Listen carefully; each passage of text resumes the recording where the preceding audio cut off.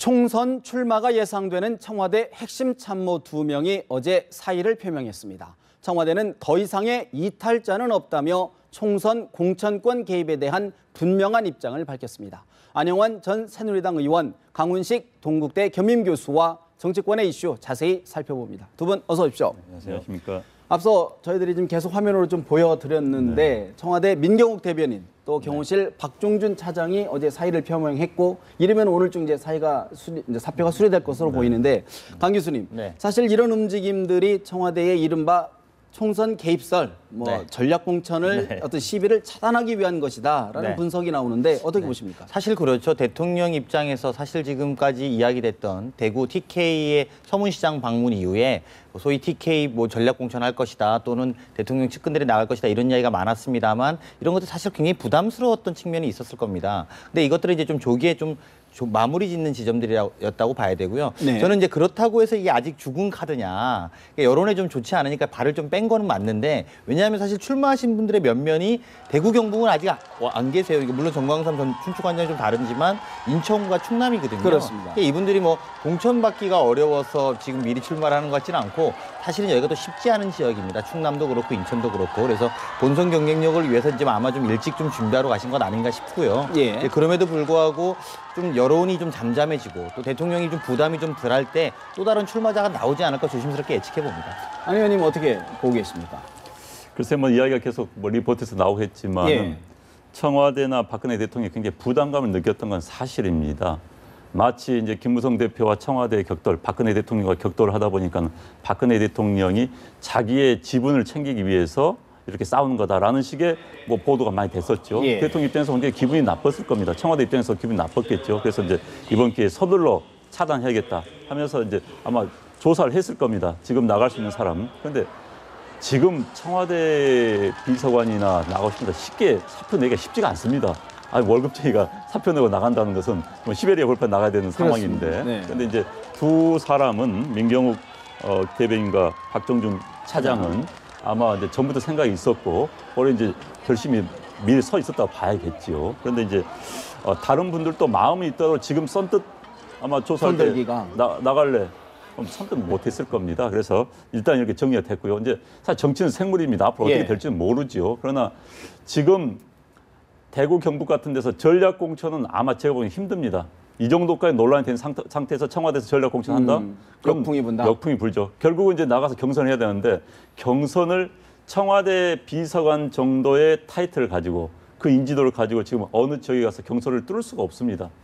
현역의 장벽이랄까요? 인지도 싸움 이런 데서. 그렇기 때문에 지금 이후에 나가고 싶은 마음이 굴뚝 가서 있다 하더라도 선뜻 내가 어느 지역에 나갔으면 사표 내기가 저는 쉽지가 않을 거라고 봅니다. 현실적인 이유 때문에요. 그렇다 그러면 지금 청와대나 박 대통령의 그런 조치가 예를 들어 지금 벌어지고 있는 개입설, 공천, 전략 공천설을 어느 정도 차단하는 효과는 있었다. 그렇게 보십니까? 어떻게 보세요? 그렇죠. 이제 그동안 이제 언론에서 사실 이제 언론이란 건 기본적으로 싸움을 붙여야지 재미를 보지 않습니까? 흥미를 끄는 거고 그런 측면이 특히 있다고 봅니다. 그래서 이제 청와대와 김무성 당 대표와의 싸움이 많이 벌어진 듯 보였는데 그것마저도 청와대가 부담을 느꼈겠죠. 그렇죠. 그리고 이제 현재 국정 박근혜 대통령 입장에서 본다면은 노동개혁, 각종 개혁을 오늘 금융개혁도 어제 이야기했는데 개혁을 하려면 당의 협조 없이는 할 수가 없는 겁니다.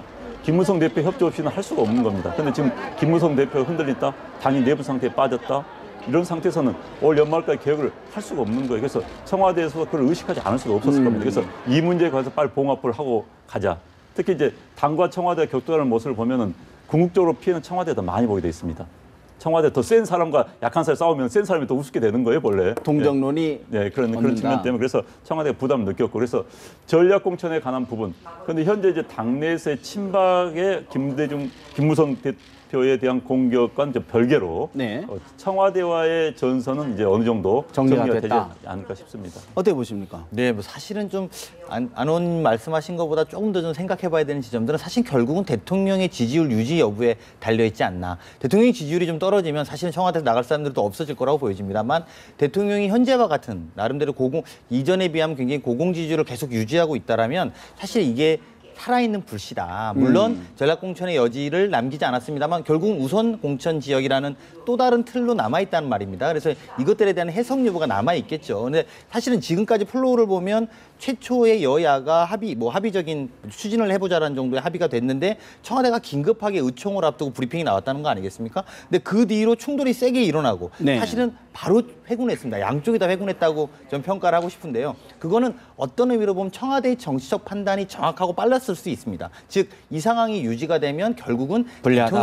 대통령이 안 좋다. 물론 뭐 국정 운영 전체에 대해서 대통령이 잘 안 좋은 것이죠. 하지만 이것이 수면에 가라앉고 대통령이 아까 말씀하신 것처럼 여러 가지 국정 개혁도 있겠습니다만 대통령이 지지율을 더 유지하고 있다면 그리고 김무성 대표가 이대로 좀 더 나아가지 못한다면 사실은 아직 대구 경북의 또 영남 지역의 변화의 가능성은 살아있다라고 보는 것이 좀 더 유력하지 않을까. 그렇지 않고 간다면 새누리당은 변화가 없을 겁니다. 왜냐하면 지금대로 거의 다 공천받는 게 거의 100% 확실해지는 거거든요. 이제 그렇게 본다면 사실은 지금 이것은 숨겨놓은 불씨가 아닐까 이렇게 생각해 봅니다. 제가 이제 우선 전략 지역에 대해서 설명을 드리겠습니다. 예. 우선 전략 지역이 전략 공천이 아니냐. 결국은 김무성 대표가 우선 전략 지역을 받아들이면서 전략 공천으로 뭐 해고난 거 아니냐 네. 이야기 나오는데 저는 뭐 당헌 당규를 제가 보수 혁신이 간사했기 때문에 공천제에 대해서 공부를 좀 많이 한 편입니다. 네. 그래서 나는 전문적으로 고민을 많이 했던 부분인데 우선 지역 그러니까 우선 추천 지역은 전략공천 전혀 별개입니다. 정확히 말하면 여성 장애인입니다. 네. 청와대에서 여성 장애인은 나갈 수 있을 겁니다. 청와대에서 청와대 장애인이 있다는 이야기 아직 못 들어봤습니다. 예. 청와대에 지금 여성 비서관들 나갈 사람 거의 없는 걸로 알고 있습니다. 당이나 어디서요? 네. 그러면 여성과 장애인이 아니면 우선 대상이 아닌 거예요. 두 번째. 신청자들 경쟁이 현저히 떨어진 지역으로 돼 있죠. 그러면 이 지역은 뭐냐면 현재 상대당의 후보와 신청한 사람의 경쟁을 여론조사 붙여봤을 때 현저하게 떨어진 지역. 대구 경북에서 현저히 떨어집니까? 현저하게 앞서죠. 누굴 놓더라도. 그러니까 저기는 우선 공천이 될 수가 없는 겁니다. 저건 호남을 향한 네. 이야기입니다. 호남과 여성 장애인들을 이야기하는 이야기이기 때문에 우리가 말하는 청와대에서 누구 내려꽂는 전략공천 대상이 될 수가 없는 겁니다. 물론 청와대에서 호남이 꼽겠다고 볼 수 있겠죠. 누가 호남이 나가겠습니까? 근데 또 일부에서는 전략공천 물론 청와대 참모들이 나가는 건 차단은 했지만 얼마든지 대통령의 어떤 철학을 공유하고 국정을 뒷받침할 수 있는 자들을 뭐 행정이라든가 뭐 전문가들을 이렇게 영입해서 할 수 있는 것 아니냐? 그렇다면 이제 우리 당헌 당규대로 한다면 현재 전략공천 없습니다. 뭐 친박이 누군지 간에 전략공천 한단 말을 못 합니다.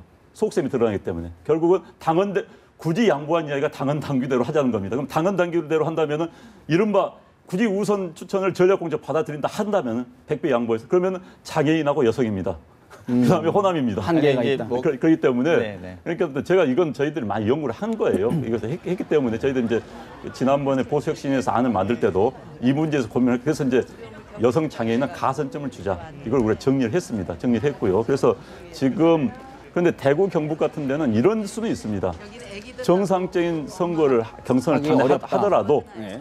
우선 이것은 대상은 될 수가 없습니다. 대구 경북은 하더라도 박근혜 대통령의 비서관 출신이다. 나는 박근혜 대통령을 지원하기 위해서 국회에 들어간다는 것을 가지고 선거운동할 때 굉장히 덕을 볼 수 있습니다. 어느 언론 보도를 보니까 야당에 노무현 대통령 당시에 재직 경력을 넣으면은 여론조사가 50% 뛴다고 그러더라고요. 피차 여론조사 한다면은 박근혜 대통령 청와대에서 내가 뭘 했다라고 한다면 굉장히 유리한 도움은 될 수 있다. 대구 경북에서 유리하게 된 겁니다. 네. 그걸 이용해서 뭐 대통령 뽑겠다고 나올 수는 있습니다. 그러나 전략공천에서 누군가를 대구 경북에 대구 달성인을 뽑겠다는 현실적으로 어렵다. 불가능합니다. 네, 뭐 의원님 말씀이 맞았으면 전 좋겠다는 생각이 들고요. 그리고 실제로 이제 그럼에도 불구하고 밖에서 보는 저 당헌 103조에 대한 의구심의 본질은 사실 저게 전략 공천을 없애자고 합의해서 2014년에 당원당규 특별위원회에서 만들어낸 거 아니겠습니까? 그런데도 불구하고 맨 마지막에 전략 공천이 없는 안이 올라왔는데 우선 공천 지역을 당시에 최경환 원내대표, 홍문전 사무처장 그리고 유기준 최고위원이 같이 합의해서 이제 넣게 된 배경 때문에 이 해석이 되는 것이죠. 그러니까 말씀하신 것처럼 전략 공천이 없었으면 좋겠습니다. 그리고 그런 게 김무성 대표의 원체 정치 생명에 걸려 있었으니까 같이 관철됐으면 하는 옆에서 보면서도 그런 생각은 듭니다만 그럼에도 불구하고 이게 친박에 의해서 사실 넣어진 항목이다. 이건 부정할 수가 없는 사실이거든요. 그러니까 이게 좀 타협안이에요, 사실은. 이게 네. 과정이. 그러니까 전략공천 자체가 없어야 된다라고 네.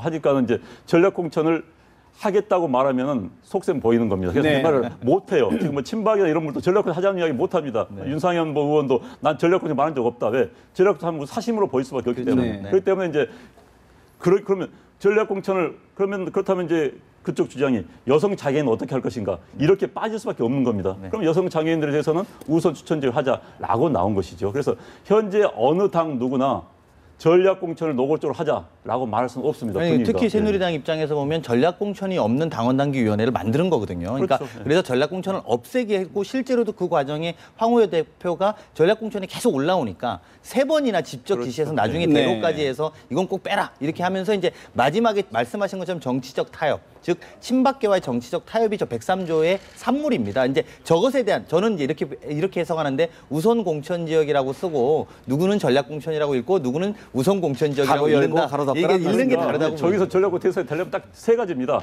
여성이든지 장애인이든지 딱 2개면 대상은 될 수가 있어요.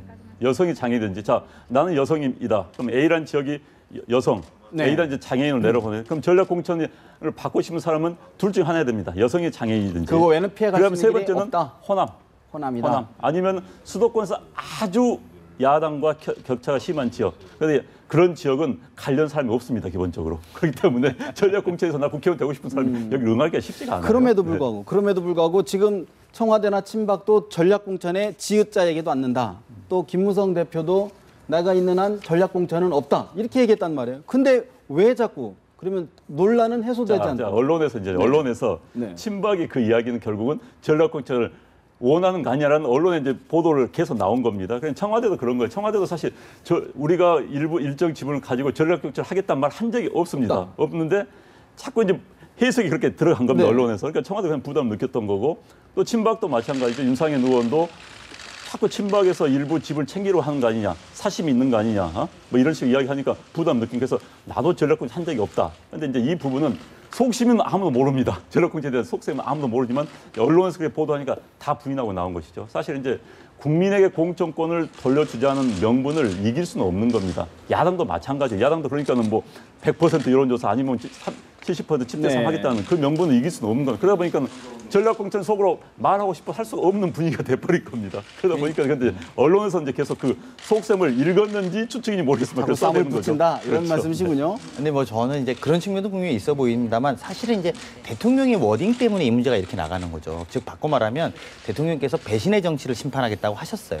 그러니까 배신의 정치를 말씀대로 하면 심판할 방법은 없는 거거든요. 그러니까 그렇기 때문에 사실 이 전략공천이나 지분에 대한 이야기를 끊임없이 국민들도 관심을 가지는 것은 대통령의 워딩 때문입니다. 그럼 뭐 의원님 말씀대로라면 배신의 정신 심판할 수가 없습니다. 국민들이 알아서 할 문제죠. 그러니까 대통령도 근데 대통령의 이 이야기의 또 두 번째는 사실은 집권 3년차 이후에 대통령과 박근혜 정부를 끌어가는 건 대통령의 지지율과 또 대통령의 워딩들을 보면 충성도 높은 함께할 수 있는 당과의 일체감이란 말입니다. 근데 일체감을 강제할 방법이 없어 보인다는 겁니다. 그러니까 이제 합리적으로만 놓고 보면 의원님 말씀이 틀린 말씀은 아닌데 사실은 박근혜 대통령의 일련의 행보들과 워딩들을 보면 가령 예를 들면 몇 번의 국회에서 했던 합의들을 다 대통령이나 청와대발 메시지로 엎었던 건 사실이란 말입니다. 최근에 여야 대표 또한 사실은 정기특위에서 합의가 무난히 안 되는 것을 여야가 합의했는데 어쨌든 대통령이 들어오신 날 또 스탑을 시켰죠. 그러니까 그러면 도대체 어떻게 국정 하반기를 끌고 갈 거냐에 대한 국민들이 그림이 보여야 된다는 겁니다.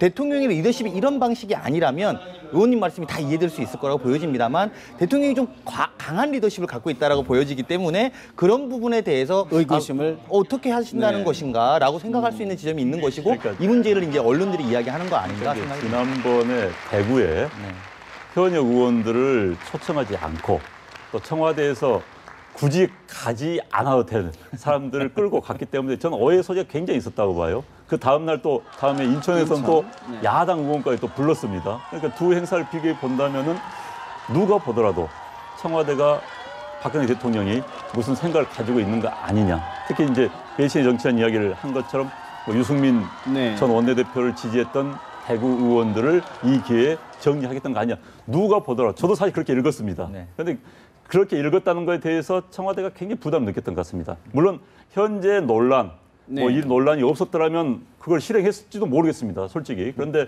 현재 논란이 비춰짐으로써 대통령 입장에서 본다면 그래, 내가 지분이나 챙기는 그런 속 좁은 사람 보이느냐. 또 그렇게 언론에서 지금 많은 공격을 하고 있지 않습니까? 그게 부담 느꼈을 개파 거예요. 대통령 하지 그렇죠. 마라. 네. 그렇기 때문에 현재 한번 이걸 했기 때문에 나중에 또 같은 모습을 보이는 게 굉장히 부담 느낄 수밖에 없을 겁니다. 그래서 앞서 말씀드리지만 대통령이 물론 대통령 입장에서 본다면 정말 내년에 업무 네. 수행을 하기 위해서 국정 수행을 하기 위해서는 자기의 정치 철학을 통치 철학을 잘 아는 사람이 국회에 나가서 뒷받침해 주는 게 굉장히 필요합니다. 그럼 어떻게 딜레마 이렇게 빠질 수밖에 없죠. 그렇다면 현재 의원들과를 같이 현재 가는 방법이 하나 있을 거고 아니면 말씀하신 것처럼 사실 제가 아까 말씀드렸던 것처럼 대구 경북에 박근혜 표를 달고 가더라도 대구 경북에서는 굉장한 브랜드 효과가 있습니다. 나는 네. 박근혜 대통령을 위해서 아까 말씀했던 반복인데요. 그것만으로도 효과는 어느 정도 거둘 수 있기 때문에 박근혜 대통령이 굳이 네. 좀 이제 전략 공천이란 무리수를 쓸 것까지는 않습니다. 그렇다 그러면 지금 일각에서는 또 결국에는 박 대통령과 친박계 또 김문성 대표와 비박계 간의 정면 충돌을 피할 수밖에 없는 상황이고 그렇다 그러면 어느 정도 접점을 찾지 않겠느냐. 그래서 아까 말씀드렸던 우선 추천제 그런 부분들이 어떤 탈출구가 되는 것 아니냐. 그래서 겉으로는 뭐 국민 공천을 하는 것처럼 하지만 결국은 뭐 전략 공천을 내략 이렇게 하는 것 그러니까 아니냐. 이제 자꾸 반복이 되는데 우선 공천제를 정우선 적용하면은 여성 장애인 호남입니다. 그거 외에는 안 된다. 법규가 규정이 돼 있지 않습니까? 근데 그럼 김무성 대표는 왜 자꾸 당원대로만 하면 된다? 자, 그 이야기 배경이 이렇죠. 이제 제가 본 이제 언론, 네. 모 언론과의 이제 전화 통화에서 자꾸 난 소신은 전략 공천 없다. 네. 국민의 공천을 주겠다. 그러니까는 당헌 당규는 어떻게 되냐? 나 당연 당규대로 하면 된다. 그러면 당헌 당규에 우선 공천 지역이 있지 않아? 아니 그러니까 그 얘기가 당원 당규대로 하면 된다는 얘기는 경험칙상 당원 당규대로 안 됐기 때문에 그런 얘기가 나온 거 아니냐? 그렇죠. 그러면 당헌 당규는 왜 하면 되냐? 당헌 당규는 전략 공천이라는 조항이 없다는 걸 강조하기 위해서 그 이야기를 한 겁니다. 그럼 당헌 당규에 우선 뭐 추천 지역이 있지 네. 않느냐 했더니 그건 전략 공천을 막기 위해서 그 당시에 했던 것이라는 것은 그 배경을 설명을 한 겁니다. 그런데 이제 기자는 기사를 그렇게 쓰지를 않은 것이죠. 그래서 기자는 뭐 당헌 당규도 하면 된다. 그럼 우선 추천 지역이 있다. 그것도 뭐 당헌 당규 있으니까 하는 거 아니냐. 그러니까 이것이 전략 공천으로 뭐 생각할 수 있고 그렇다면 김무성 대표가 양보한 거 아니냐. 이렇게 기사를 쓰다 보니까 그까지 와버린 오해된 것이죠. 거다. 제가 보기에는 정말 자꾸 우선 추천 지역을 문장 그대로 보면 되는 거예요. 여성 장애인 호남 폐허가 어디를 할 수 있다는 이야기입니까? 그렇다면 예를 청와대 비서관이다. 친박계에 믿는 사람 남자를 지금 꽂을 수 있습니까? 당연히 어긋나는 겁니다. 할 수가 없는 거예요. 그게 이제 뭐 맞는 말씀이신 것 같은데요. 이제 이런 지점인 거죠. 1항은 여성 장애인 등 정치적 소수자고 2항은 현재의 경쟁력이 떨어질 때거든요. 근데 제가 그래서 아까 대통령의 지지율이 변수가 될 거다 이렇게 판단을 들은 것은 현저한 지지율의 격차는 대통령의 이름을 달고 가서 아까 말씀하신 것처럼 그런 후보와 대통령의 이름을 못 붙이는 후보가 같이 경선을 붙이면 현재의 경쟁력은 차이가 날 수 있습니다. 특히 대구 경북 같은 지역에는. 예컨대 그거는 설명이 되는 거죠. 현재 입장에서 이 사람은 해야 되겠다라고. 그건 그 이야기가 아니라 네. 현재 경쟁이라는 것은 상대 후보와의 지역입니다. 추천 지역이에요. 여기서는 대상이 후보를 말하는 게 아니에요. 그럼 지역이 어떤 지역이냐? 여성 장애칼 지역과 현재 떨어진 지역이에요. 인물이 아닙니다. 네. 그래서 현재 상대당 후보와 우리 당 후보를 넣어봤을 때 현저히 떨어진 지역, 신청을 A라는 사람이 했어요. 그런데 상대 후보가 넣어봤습니다. 그랬더니 표 차이가 여론조사 한 30% 났다. 그럼 이 사람은 아니다. 그럼 전략을 사람 넣어야겠다. 이런 개념입니다. 그렇기 때문에 인물 A라는 인물과 B를 넣었을 때 A가는 뭐 30%인데 B는 20%다. 이걸 간단한 이야기가 아니에요. 지역에서 현재 그런 경우 책임지. 그런데 대구 경북에서 그 차이가 납니까? 30% 이상 이기죠. 누굴 넣더라도. 결국 그런 지역은 호남밖에 없어요. 호남이나 굳이 따지면 제주 정도 이상은 없습니다. 그렇다 그러면 논란이 그러면 예를 들어서 좀 거듭되는 질문이고 거듭되는 답변인 것 같은데 김무성 대표는 당원 당규대로 하자 네. 그렇게 하는 건데 지금 이른바 친박계에서는 당원 당규대로 할 경우에 또 무슨 손해를 볼 거다 이런 우려를 갖고 있는 거 아닙니까? 글쎄 이제 자꾸 이제 양측이 예. 이제는 그 공천 특위라고 그러나요? 무슨 네네네. 공천 특위에 특별- 들어가면 이야기 해봐야 될 겁니다. 그런데 이제 뭐 친박이든 비박이든지 간에 내놓고 이야기를 해야 되는 거예요. 현재 김무성 대표는 난 오픈 프라이머리 아니면 여론조사를 하겠다. 이미 내놨습니다. 그런데 이제 이른바 비박 쪽에서는 안 내놓은 게 없어요. 뭘 하겠다는 것이 아무 없습니다, 지금. 친박 쪽에서는. 친박 쪽에서는 예. 뭘 하겠다 없이 무조건 오픈 프라이머리 안 된다. 여론조사니까 그거 안 된다. 안심번호 안 된다. 계속 그러고 있어요. 그럼 뭐냐? 내놓지 못해요.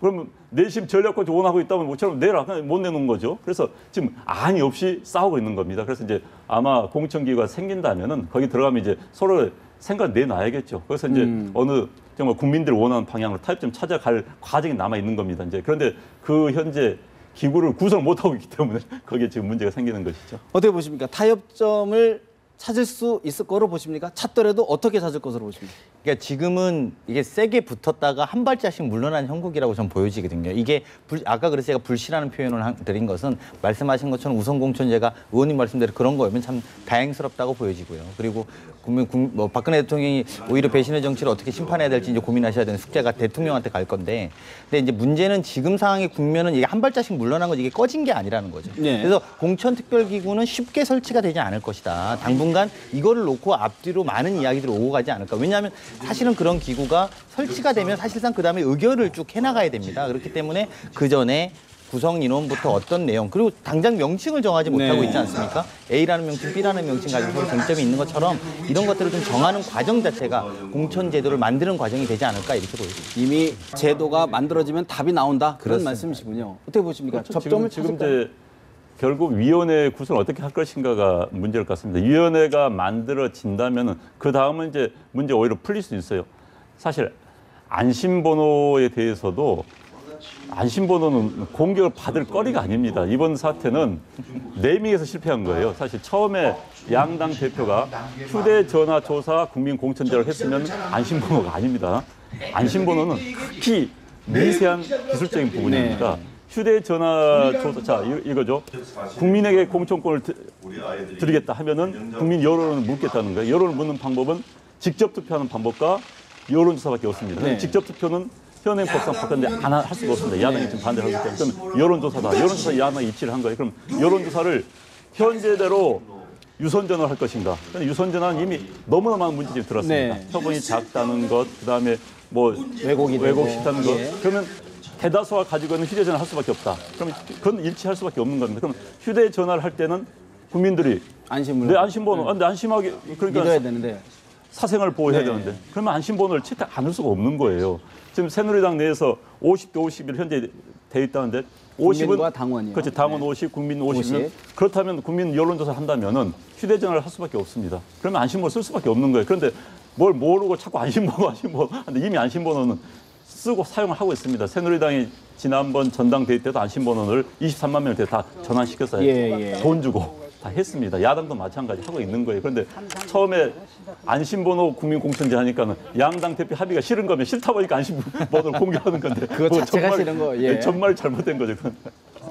어떻게 보십니까? 아니, 맞는 말씀이시죠. 저는 뭐 그대목은 비슷하다고 생각합니다.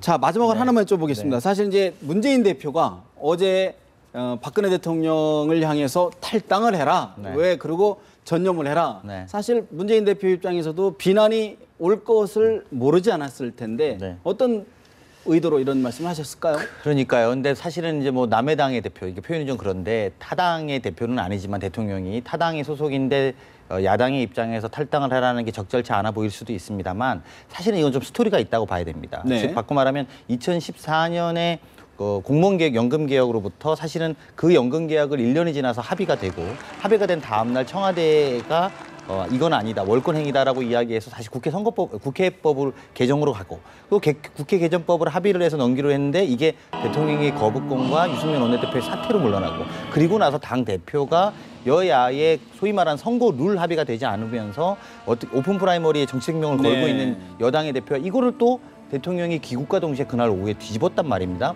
그러니까 문재인 대표가 이 소위 타당, 즉 대통령에 대한 남의 당, 다른 당에 대해서 나가시오 이런 표현보다는 수석 당원. 네. 그렇죠. 수석당원. 그러니까 입법부에 대해서 너무 하시는 거 아니냐. 이런 문제 제기로 봐야 됩니다. 행정부의 수장이 물론 다 대한민국의 대통령이지만 지금까지 2년여간의 여야가 합의해온 것. 물론 대통령 입장에서 그런 것들을 할 수 있는 권한의 범주에 있습니다만 보통 민주주의라는 게 다수를 따르고 소수를 존중하는 것인데 48%로 된 분이 여당의 대표와 합의한 내용을 이렇게 쉽게 이렇게 하면 국회도 무기력해지고 이렇게 가면 정말 정치 발전이 없는 것 아니냐라는 문제 제기라고 저는 읽어야 되는 것이지 이게 정치적 공세로 볼 문제는 아니다 이렇게 생각이 듭니다. 작구를 그러니까 가지고 할 문제는 아니다. 비슷한 이야기인데요. 야당은 항상 그래 왔습니다. 뭐 아마 새누리당이 야당 시절에도 그랬을 겁니다. 그리고 뭐 노무현 대통령이 정치적인 발언할 때 탈당을 이야기했을 거고요. 어쨌든 노무현 대통령 당시 탈당을 했죠. 그래서 당이 뭐 새로운 당이 만들어진 네. 역사였는데 또 집권 말기 되면 또 탈당을 하라고 그럽니다. 어쩔 때는 자당 내에서 탈당하라고 그럽니다. 김영삼 대통령 같은 경우는 이해창 총재가 탈당하고 그랬었죠. 그랬었죠. 예. 그래서 대통령의 탈당 문제는 항상 정치적 쟁점이 되어 있고 야당이 공격하기 좋은 그런 부분인데 아마 저도 문재인 대표가 설마 탈당을 하리라고 믿고 질문 던진 건 아니고 정치적으로 이제 쉽게 견제고 덜린 것이죠. 뭐 네. 정치 현안에 너무 개입하지 말아라 그런 이야기인 것 같고요. 이 대통령이 이제 탈당을 할 수가 없는 게 대통령이 탈당을 하면 지금 정부 여당의 표현을 쓸 수가 없습니다.